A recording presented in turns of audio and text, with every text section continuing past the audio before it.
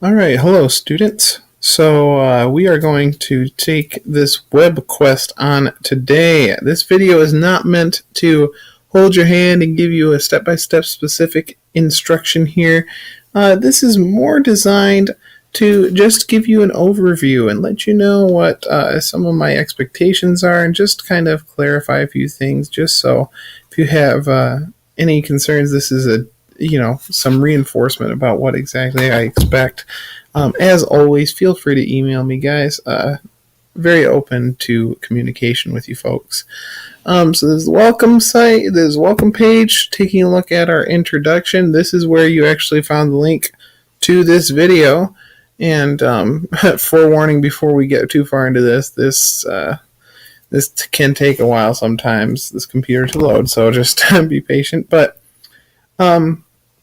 so let's tackle this first before you begin the meat of this stuff. I want you to really, this is not a huge deal, guys. This is to help you, okay?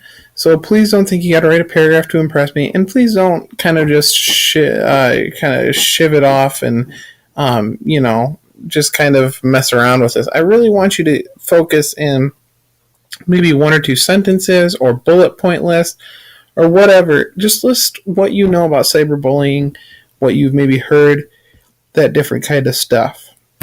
Taking a look at the tasks here. By the way, who likes that picture of Batman? And then check it out. Best collaborators ever. Powerhouse. So your task will be to work in a group of 3. You can choose whoever you want in the class. I'm a big believer in you guys working together. With whoever you want. Primary researcher, they'll be doing the bulk of the research and kind of taking notes on what they research and that kind of different thing. You're going to want somebody who's very comfortable researching different websites and stuff like that doing this. Secondary researchers backing them up. So this person's going to have to research some of the sources I give. By the way, there's some really cool games and interactive stuff you guys are going to love. This person's going to probably be that person because I require to find a source outside of what I give you, at least one source. This person's going to be the person who really does a lot of that. The secondary researcher here. Well, that was a weird highlight. There you go. The secondary researcher / communicator. They're going to, do that specialty research that the primary researcher may not have time to do because they're going to be doing so much work. But this is also called the secondary researcher / communicator.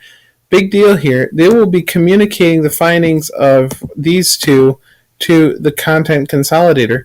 This is your tech person, whoever's most tech savvy. They will be, putting the Google Slides together, formatting it, making it look like a smooth presentation. That being said, these are 3 roles that I highly, highly recommend that you follow, okay? Because these split up the load equally. Excuse me, guys.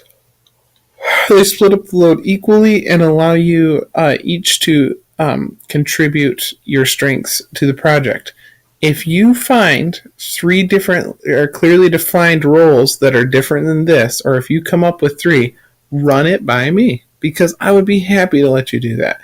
If you're getting creative and thinking of new ways to do something, I am totally for you. Just make sure you talk to me first, okay? Talk to me first. But these are the 3 roles that I highly recommend. They're effective. They each share the load, and you'll see later on during our evaluation portion, it's important that you all share the workload equally. Taking a look at our process. Next, I thought that was the cutest picture ever. Really cool. Process. So students will meet to determine who will take on what role. That's pretty self-explanatory. This here, to be clear, once again, excuse the yawns, folks. So this is the researchers, or this lays out what everybody's going to do for the next step. The researcher, primary researcher, will have to choose 3 sources from here. I highly recommend not just choosing, the articles. There are some great articles, great reading stuff here that I highly recommend. Always want to encourage you guys' reading skills. This is accessible to you, and it's great. But I also want to encourage you. Take a look at this, like, for instance, this. Now, I know. You guys are high schoolers and you're really cool, but this is actually pretty effective. It introduces you to some really cool stuff, continue the game, and a crossword puzzle. We know crossword puzzles, and it just puts this terminology into your brains and gets you working and figuring out what this stuff is called and how to apply it. It's really good to build your prior knowledge, guys. So take a look at that. Going back to LeWebQuest. You need 3 of these sources.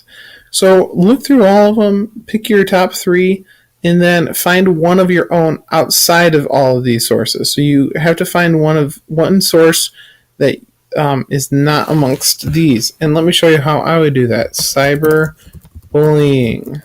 Okay? It's a standard Google search, but I like to click this, scholarly articles for cyberbullying. Now, to skip the middleman, if you want to go straight to that, type in Google Scholar. And right here, this is, oops, I'll type that in my, there we go.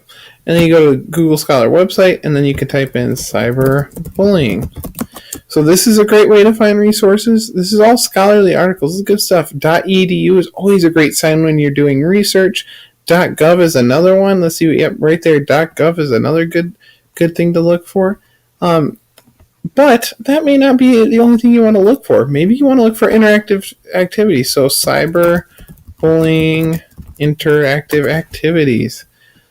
And take a look at this. A bunch of games and activities that can help you learn about it. So I'm good with whatever. I just want you to find one resource outside of what I've listed here. So I just showed you a couple ways to do that. I would recommend doing that. By the way, you won't see this. This just means, hey, teacher, you can change this, but you don't have to worry about that as students, so don't worry about that. The consolidator, content consolidator, as they're doing research, you're not just doing nothing. You're getting the format together. You're creating your introduction page, your title page, getting everything together, checking with your mates to make sure they're on board with the format you're taking. So coordinate with them closely. Excuse me, secondary researcher / communicator. That's your job to coordinate with the content consolidator. Make sure everything's going well and that they're doing a good job of putting the format together and everything, and coordinate with them. Let's take a look at how I'm going to be grading you our evaluation process here. It's very clear. You get 10, 8, or 5 points. That is an A, a B-, or a fail. And I guarantee you very few of you will get the fail. This is pretty much if you just, don't stink and do anything. But students will provide all the following 5 items. So this actually gives you a layout for what I'm looking for in your Google Slides presentation. Introduction, definition of cyberbullying, examples of cyberbullying, supporting data, recommended proactive and reactive action to cyberbullying. So how can we prevent it in the first place or prevent further cyberbullying? And how can we react to what's already happening? Information is easy to read. Information is presented in Google Slides format. Information is organized and easy to follow in regards to content order. So not only is it easy to read, so you're wording things well, and it's in bullet points like this, but it also makes sense. So with these here, you don't start with proactive and reactive actions to cyberbullying. You start with, boom, your introduction and your definition. It's in a clear order. And something that'll help contribute to this looking clean and nice and concise is adding images, adding a video here and there. That helps move the presentation along and helps the audience understand what's going on. So the more images and videos you add, the better. Ask me for help if you need it. At least 3 of the provided resources are used and 1 independently discovered resource. So basically the resources I provided for you, 3 of those and 1 independent, we covered what that means. All 3 students shared the workload equally, each fulfilling an outlined role. So that I would highly recommend you do the roles I suggested, but like I said, let me know if you want to do different ones. I will be grading this area, collaboration, on peer review sheets at the end of the project. And if anybody emails me and there's issues we can't resolve, that'll hack into this grade. Okay, so make sure you're working well with one another. And then the conclusion. This is not necessarily, in conclusion, I hope you learned this. This is more, what do you think you've learned? How can you apply this in real life? So take these questions seriously. You're going to be meeting with somebody else in the class from a different group to discuss what you've learned. So good stuff. I highly recommend you take this serious because this is real. First of all, this subject, and B, the work you're doing is real, and you can actually apply this in real life, and you can do some good things with it. So consider that. If you have any questions, please let me know. You guys, I will give you my email as always, and yeah, hope it goes well for you. Enjoy your web quest.